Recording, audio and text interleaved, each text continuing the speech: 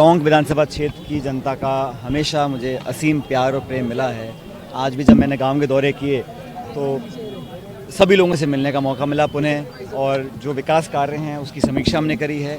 जो हमने काम कराए उसका लोकार्पण हुआ, कुछ जगह उद्घाटन किया और नए विकास कार्यों को हमने आज स्वीकृत भी किया है।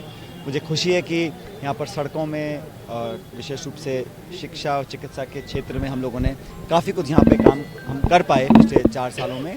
और शहर के अंदर भी जो है यहाँ पे एक बड़ा पार्क में बनाना चाहता था ताकि नौजवानों को बैठने खेलने के लिए घर परिवार के लोग वहाँ पे शाम को आ सकें। उसके लिए मैंने भी 1 करोड़ रुपये सैंक्शन किया है और पैसा भी हम लोग देंगे। तो विकास की दृष्टि से यहाँ पर मैं समझता हूँ सड़कों का जाल बिछा है और चहुमुखी विकास हमने करने की पूरी कोशिश की है और अगले चंद महीनों में जितना भी हम काम बचा है उसको काम पूरा करने का हम भरपूर प्रयास करेंगे। आपके हो रहा है, कल नया महीना शुरू होगा। मैं फिर कह रहा हूँ आपको, मेरे नौजवान साथियों को जो मैंने पब्लिक डोमेन में आश्वासन दिया है, जो मैंने कमिटमेंट्स किए हैं, और मेरे कमिटमेंट्स कोई हवाई बातें नहीं हैं और ये ऐसी बातें नहीं है जिससे कोई कह सकता है कि गलत बात है।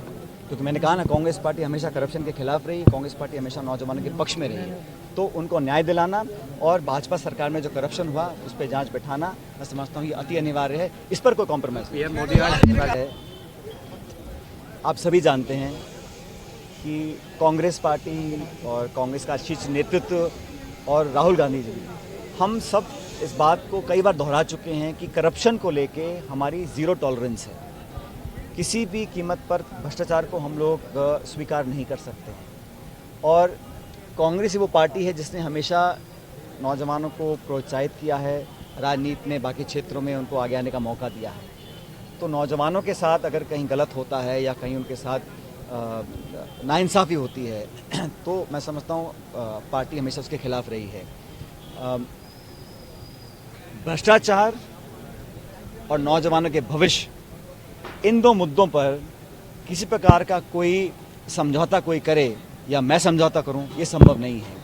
अभी 1-2 दिन पहले मेरी बात दिल्ली में हुई थी। कांग्रेस का जो शीर्ष नेतृत्व है, अध्यक्ष जी हैं, बाकी सब लोग हैं, जो मांगे मैंने रखी थी उसका पूरा संज्ञान पार्टी को भी है। दिल्ली में परसों ही मैंने बात की है और मैंने कहा था, जब मैं 15 तारीख को मैंने एक सभा को संबोधित किया था जयपुर के अंदर, कि भाजपा के शासन में वसुंधरा जी के कार्यकाल में जो करप्शन के मामले उठे थे, जो खुद अशोक गहलोत साहब ने, मैंने, तमाम कांग्रेस नेताओं ने अपने मुंह से कई बार हम लोगों ने इन बातों को रखा था और ये बात पब्लिक डोमेन में है, तो उन पर एक प्रभावी जांच होनी चाहिए।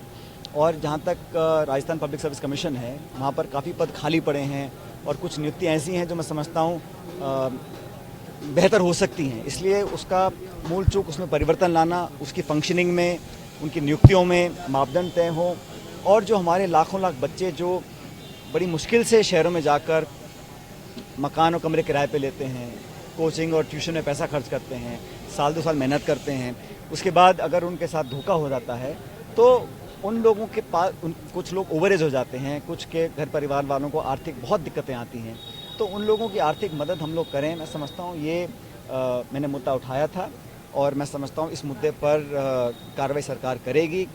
जैसा मैंने कहा, परसों मैंने इन बातों को दिल्ली में सब इन बातों को जानते हैं और मैं दोबारा कहना चाहता हूं कि जो मैंने इश्यूज़ उठाए थे, खासकर करप्शन के इश्यूज़, जो व्यापक भ्रष्टाचार, यहाँ लूट मची थी भाजपा के शासन में, उसके खिलाफ कार्रवाई करनी पड़ेगी। और जो नौजवानों को इंसाफ दिलाने की बात थी, उस पर मैं समझता हूँ किसी प्रकार का समझौता करना संभव नहीं है। और मैं उम्मीद करता हूँ, क्योंकि आज मेरे ख्याल महीने का आखिरी दिन है और मैंने 15 मई को इस बात को कहा था कि सरकार इस पर जल्द कार्रवाई करे और ये बात सब जानते हैं। तो मैं इंतज़ार कर रहा हूँ कि परसों हमने दिल्ली में बात की थी और कार्रवाई करने का जो दायित्व है वो कह चुके राज्य सरकार को करना है।